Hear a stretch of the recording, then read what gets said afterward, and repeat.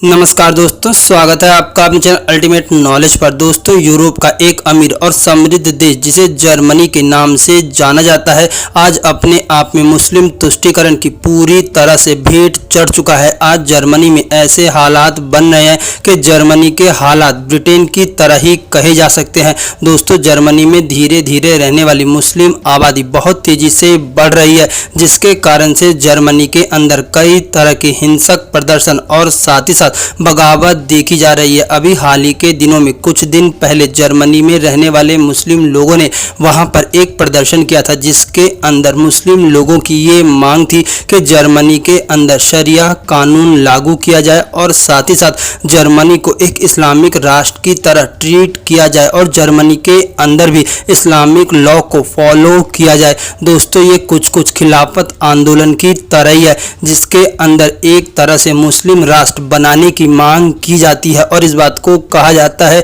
कि उस देश के अंदर सिर्फ और सिर्फ मुस्लिम लोग ही रह सकते हैं और मुस्लिमों का कानून चलेगा।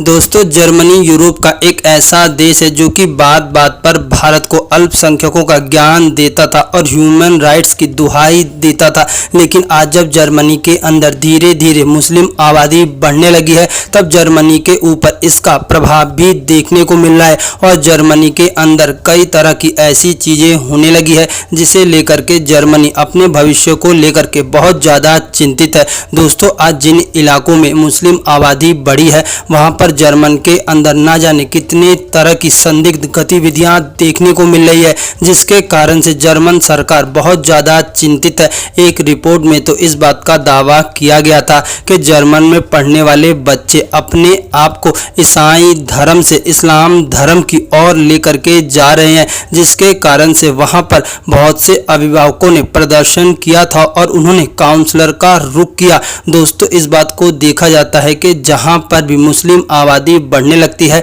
ये लोग दूसरे लोगों को डरा धमका करके इस्लाम में कन्वर्ट करने की कोशिश करते हैं या फिर एक टारगेट बना करके सामने वाले व्यक्ति का माइंड पूरी तरह से वॉश कर देते हैं। आज जब जर्मनी में धीरे धीरे मुस्लिम आबादी बढ़ने लगी है और मुस्लिम आबादी जर्मनी के अंदर अपना असली रूप दिखाने लगी है, तब आज जर्मन के नेता भी बहुत बुरी तरह चिंतित हैं कि आखिरकार उनके देश में किस प्रकार के अराजक तत्व धीरे धीरे जन्म ले रहे हैं और साथ ही साथ जर्मनी का भविष्य किस ओर बढ़ रहा है। दोस्तों, जैसे जैसे जर्मनी के अंदर मुस्लिम आबादी बढ़ती जा रही है, वैसे वैसे जर्मनी के कई ऐसे इलाके हैं जहाँ पर ईसाई धर्म के मानने वाले लोग भी खुद को असुरक्षित महसूस करने लगे हैं, जिसे लेकर के अब जर्मनी की सरकार भी इस बात को सोचने लगी है कि उसे अपने देश को कैसे सुरक्षित रखना है और साथ ही साथ अपने देश को इस्लाम और मुस्लिम आबादी से किस प्रकार से बचाना है। दोस्तों, आप लोगों का जर्मनी के हालात पर क्या सोचना है, प्लीज़ अपनी राय कमेंट बॉक्स में ज़रूर बताएं।